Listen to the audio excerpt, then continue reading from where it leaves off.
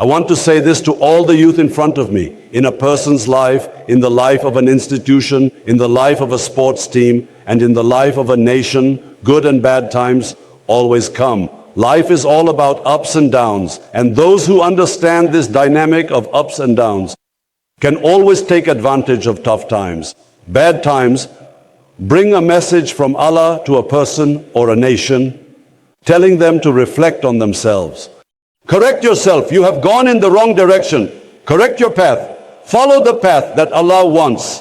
The one who succeeds a country or a person in this bad time analyzes himself, examines himself, points out his mistakes, then thinks and consults about which path we should have taken, which will take us on the path for which this country is being built.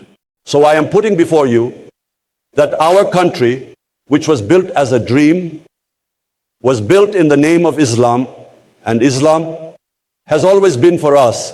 And it is very important for you, children and youth, to understand that when Muslims say, what kind of state should that be? We always heard that the state of Islam was what the Prophet, peace be upon him, had created in Medina. And the state that it was, the principles on which it was founded, was a successful model following which Muslims became the greatest nation in the world for 700 years. It was a successful model, and our founding fathers always said that they wanted to make Pakistan an Islamic welfare state. This was stated in the objective resolution by our founding fathers.